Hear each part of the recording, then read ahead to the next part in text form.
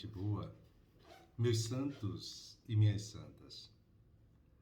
Celebramos hoje o 16º domingo do tempo comum.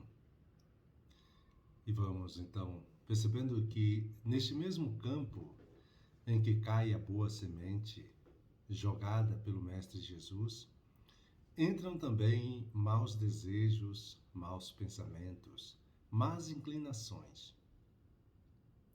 Nossa tentação é muitas vezes, com a maior boa vontade do mundo, arrancar o mal que cresce, para deixar que cresça ali somente o bem. Jesus nos alerta que isso não dá certo e nos proíbe de fazê-lo. Não é hora de arrancar o mal, mas de semear o bem e com entusiasmo, coragem, determinação. O dono do campo, quando for fazer a colheita, no fim dos tempos, saberá separar o bom trigo da palha e das ervas daninhas. A tarefa de separar é dele, e não julgueis. Nossa tarefa é semear. Ide, anunciai o Evangelho a toda criatura. É que a liturgia do 16º domingo do tempo comum nos convida a descobrir o Deus paciente e cheio de misericórdia, a quem não interessa a marginalização do pecador, da pecadora, mas a sua integração na comunidade do reino. E convida-nos, sobretudo, a interiorizar essa lógica de Deus, deixando que ela marque o olhar que lançamos sobre o mundo e sobre os homens. É que há uma incômoda presença no mundo atual, que é a presença do mal. Na imensa plantação de trigo, há uma incômoda presença, a presença do joio. Na imensa beleza da perfeição da perfeição do trigo, há uma incômoda presença, a da imperfeição do joio.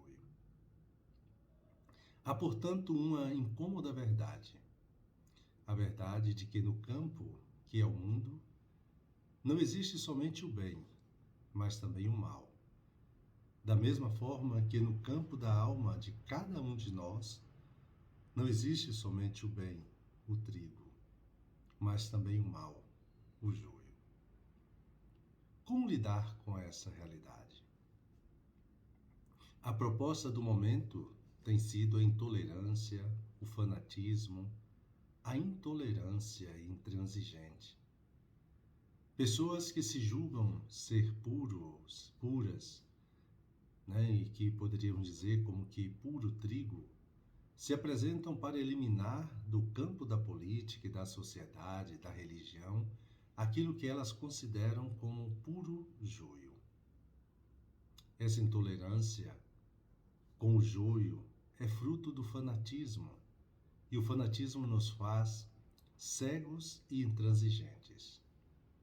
O outro que pensa diferente de mim, que professa uma fé diferente, que tem opiniões políticas diferentes, que vive uma sexualidade diferente, tem que ser eliminado para o bem da humanidade. Não é essa atitude que Jesus nos propõe no Evangelho que acabamos de ouvir. Ele diz que os empregados perguntaram ao dono do campo: "Queres que vamos arrancar o joio?" O dono respondeu: "Não pode acontecer que arrancando o joio arranqueis também o trigo? Deixai crescer um e outro até a colheita."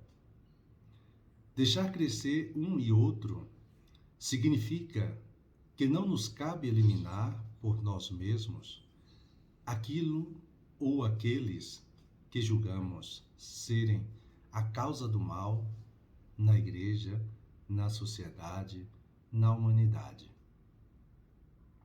Significa que temos que aprender a exercitar a tolerância, a paciência, tolerância e paciência com os outros e conosco mesmos. Ninguém está pronto. Nenhum ser humano já está definido como joio, pessoa má, ou como trigo, pessoa boa. Todos nós estamos em processo. Todos nós estamos cultivando o campo da nossa existência. E ainda não claro se o que vai, então, prevalecer neste campo será o joio ou o trigo. Jesus quis, então, nos contar a parábola do joio para nos ensinar que não existe uma religião pura, uma igreja pura, um partido político puro, uma pessoa pura. Em todo ser humano e em todas as estruturas humanas existem o bem e o mal, o perfeito e o imperfeito, o já e o ainda não, a capacidade e o limite, a força e a fraqueza. Nossa tentação sempre é a de eliminar, um dos polos, ficando somente com o outro. Mas isso, além de ser impossível, nos tornaria aleijados, soberbos, arrogantes, convencidos de que já estamos prontos. A atitude sábia de deixar o trigo e o joio crescerem juntos nos remete precisamente ao que temos de fazer com nosso próprio joio: aceitá-lo, acolhê-lo, integrá-lo, reconhecê-lo como nosso, sem reduzir-nos a ele e sem nos deixar determinar por ele. A aceitação do joio nos humaniza, pois nos faz descer de nosso pedestal egóico, feito de exigência, perfeccionismo e de complexo de superioridade, e aproximar-nos do nosso ser verdadeiro.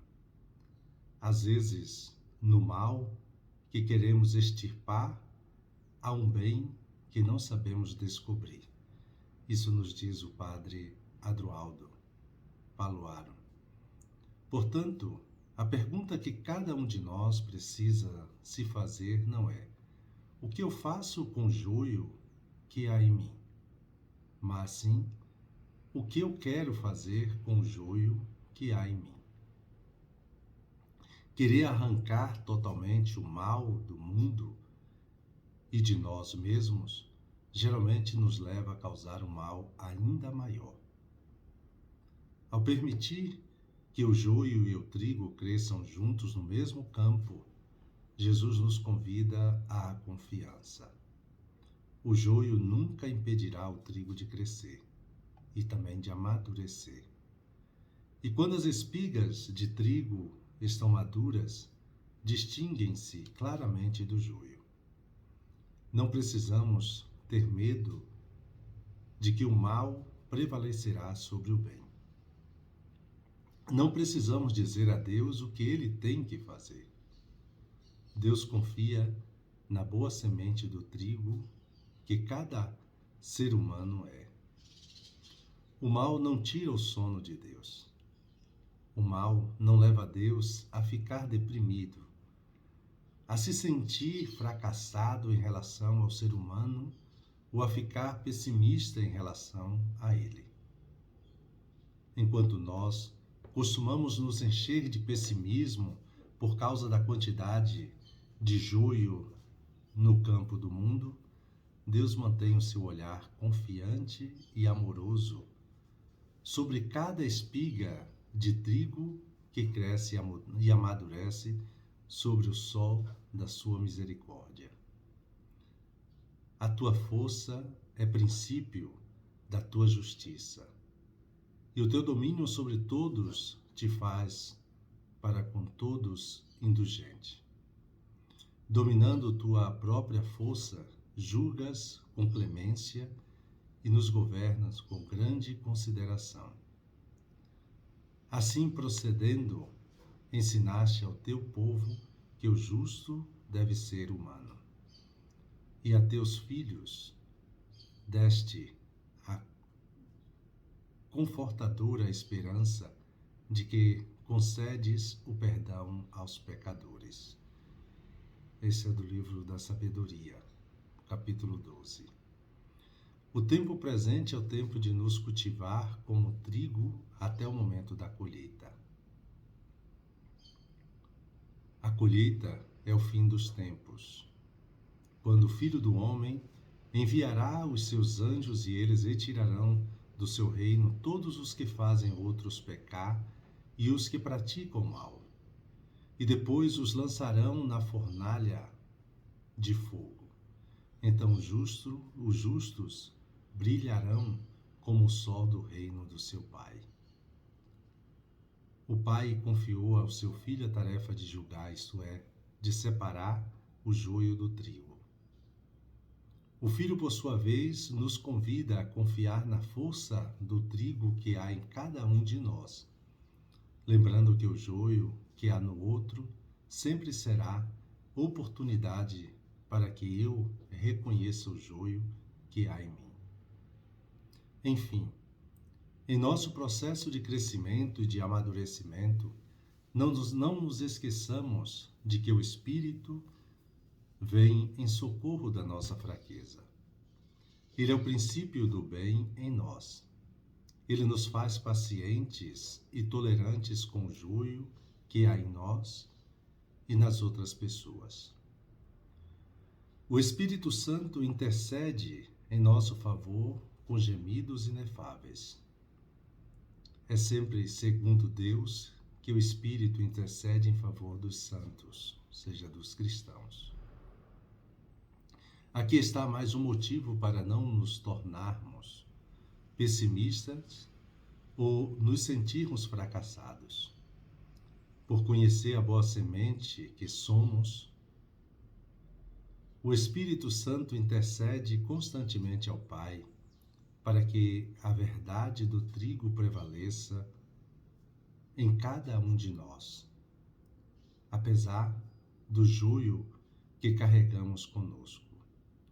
Entreguemos ao Espírito Santo nosso processo diário de amadurecimento, pedindo-lhe a graça da paciência, da tolerância e da confiança em relação à semente de trigo que cada um de nós é. É isso mesmo.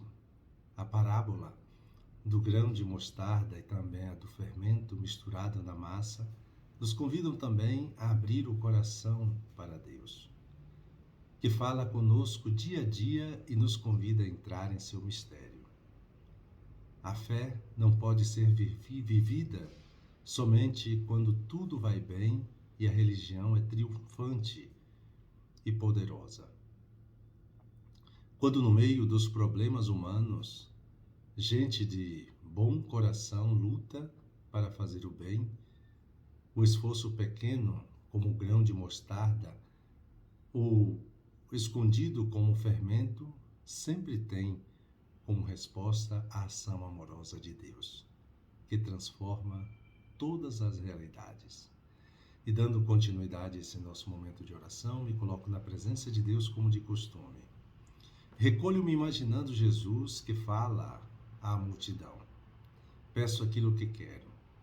Entender o mistério da pequenez e impureza de Deus para me tornar misericordioso como Ele. E buscando tirar proveito, medito o texto, sentindo e saboreando internamente cada palavra.